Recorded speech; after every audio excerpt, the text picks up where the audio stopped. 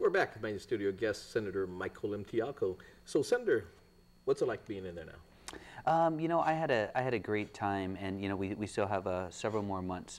We have session next Tuesday, actually, but you know, I really enjoyed my time there, and you know, some of the things that I like the most is just the ceremony of it, reciting the Whanogi Chamorro, reciting the Pledge of Allegiance in Efresi.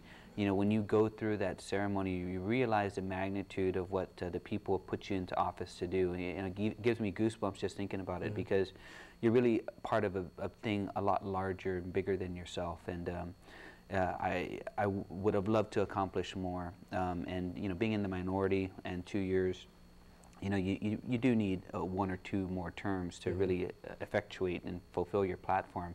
But I would encourage anybody that is even remotely thinking about it to look into it, and if you're serious about it, to go for it and try and serve the island. But I hope you remain an advocate, and I hope you be a regular guest on my radio show anyway. And every once in a while we critique some of the things that. Yeah, in honor of my father, I'll call. You know, it's funny because the other day I had a caller come in, right? A call come in, and the voice, I'm going, really?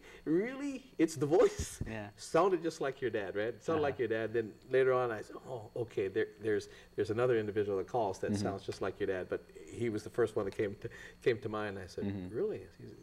We got to connect. Yeah. We've finally got a hookup to where he's at. Yeah.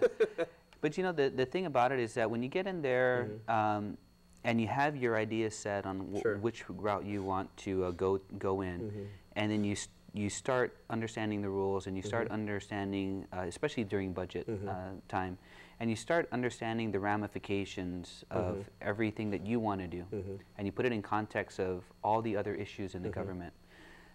It can be a little bit paralyzing, because sometimes what you're doing is taking away from some other program.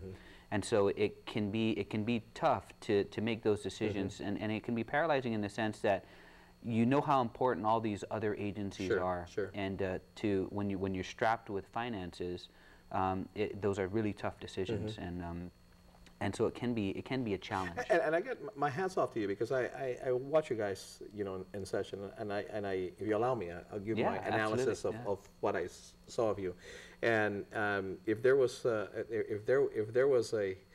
Republican, and you have to look up Republican in Webster's, okay? Your picture will be there. Your picture will be, well, you know, that's what we had. We had a platform for a reason, and I try to stick to it.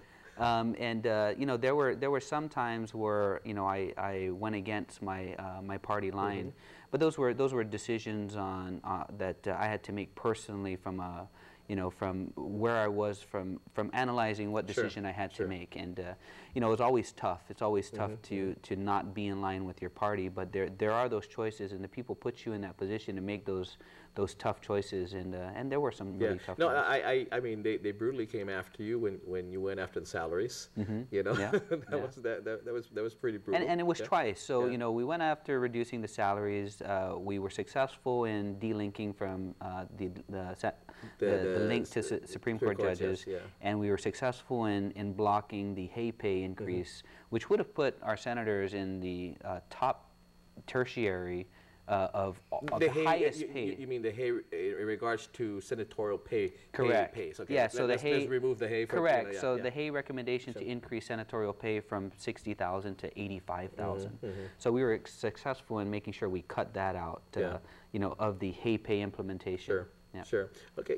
Now again, in there, because you had issues as well. I mean, I mean, I think that last time I had you as a guest in here, you were talking about the delinking from the federal tax code, basically. Where's that at? Is something you're still going to work on in your private life here? Yeah. You know, from day, I think 3 months into it, we had sent a request to, at that point in time, the chairman of the appropriations, which was Senator Pangilinan, asking him to convene the Legislative Tax Review Commission, and we did, and he did, and so he brought in all the experts from the prior commission, and they tried to find the data that they utilized to come up with whatever decision that they did at that point.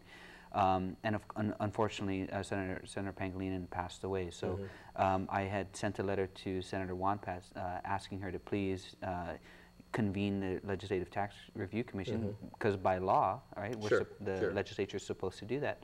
You know, and that's one of the things that I was an advocate about it, in the sense that, hey, if we're going to draft and pass and legislate law, let's follow our own, some of these own laws that we and ourselves put in place.